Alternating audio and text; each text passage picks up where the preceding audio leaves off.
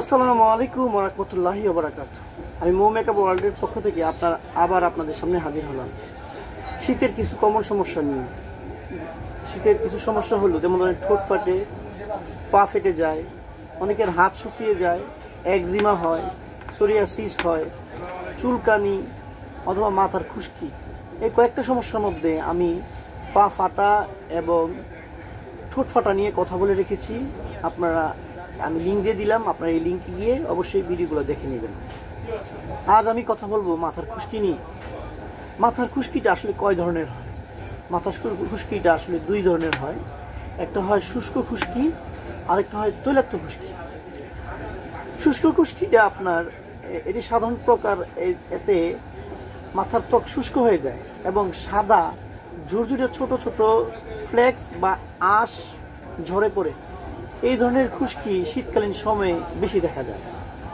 আর তৈলাক্ত খুশকিটা মাথার ত্বকের সাথে অতিরিক্ত তেল বা সেবাম তৈরি হয়, যা মৃত ত্বকের কোষ এর সাথে মিশে যায়, ফলে হলুদ রঙের তৈলাক্ত এবং আঠালো আঁশ দিয়ে তৈরি হয়ে মাথার ত্বকে লেগে যায় এবং সহজে এটা ঝরে পড়ে না।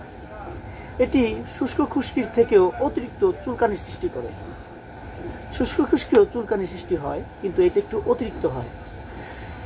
শুষ্ক খুশকি দূর করতে আপনি নারকেল তেল ও জোজোবা তেলগুলো মাথার ত্বকের আর্দ্রতা ধরে রাখতে অনেকখানি সাহায্য করে। এটা খুশকি কমাতে সাহায্য করে। হালকা গরম করে মাথার ত্বকে ম্যাসাজ করে শ্যাম্পু করে ফেলবেন। আরেকটা কাজ করতে পারেন, গরম পানির সাথে মধু মিশিয়ে আপনি 20 মিনিট রেখে দিবেন, এরপরে আপনার মাথাটা ধুয়ে ফেলবেন। আর পর্যাপ্ত পরিমাণ পানি খাবেন। পর্যাপ্ত পরিমাণ পানি খাওয়ার কারণে আপনার হাইড্রেটেড থাকবে শরীরটা। মাথার ত্বকের প্রদাহ ও শুষ্কতা কমাতে অনেক সাহায্য করবে। আর তৈলাক্ত খুশকি দূর করার জন্য আপনারা পাইরোথিয়ন শ্যাম্পু অথবা ক্যাটোকিনোজল শ্যাম্পু এটা ব্যবহার করতে পারেন।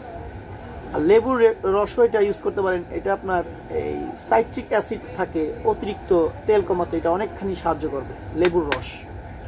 তৈলাক্ত খুশকির মূল কারণ অতিরিক্ত তেল ও নিয়মিত চুল ধোয়া অত্যন্ত জরুরি। এছাড়াও আপনারা এই সঠিকভাবে শ্যাম্পু নির্ধারণ করবেন, ভিটামিন ও মিনারেল জাতীয় খাবার খাবেন, অতিরিক্ত গরম পানি ব্যবহার করবেন না, নিয়মিত চুল আঁচড়াবেন, তাহলে দেখবেন অনেকাংশেই আপনাদের খুশকি কমে যাবে। আর বেশি ফাঙ্গাস জাতীয় খুশকি ঘা টাইপের হইলে অবশ্যই আপনারা ডাক্তারের শরণাপন্ন হবেন। সবাই সুস্থ থাকবেন, ভালো থাকবেন সেই কামনায় আজকে এখান থেকে বিদায় নিচ্ছি। আসসালামু আলাইকুম ওয়া রাহমাতুল্লাহি ওয়া বারাকাতুহু।